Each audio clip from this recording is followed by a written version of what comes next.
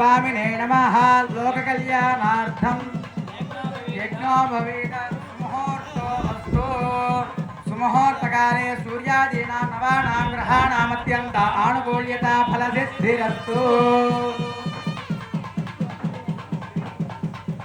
आचम्या स्वामिनः యజ్ఞోపవీత ధారణమైనది ఏమిటి అంటే దాని యందు 9 తంతువులు ఉంటాయన్నమాట. అందులో త్రిగుణములు సత్వ రజస్ తమో గుణాత్మకమైనది ఈ ప్రకృతి.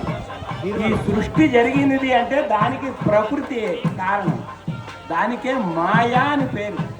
మామూలుగా అయితే శుద్ధమైనటువంటి తత్వం ఏదైతే చైతన్యం ఉందో దానికి వికారములు ఉండవు. కానీ బంగారానికి రాగి కలిపితే నగైనట్టుగా శుద్ధమైన చైతన్యానికి కూడా మాయ అనేటువంటిది తగిలేటప్పటికీ ఈ సృష్టి అనేటువంటి తయారవుతున్నారు.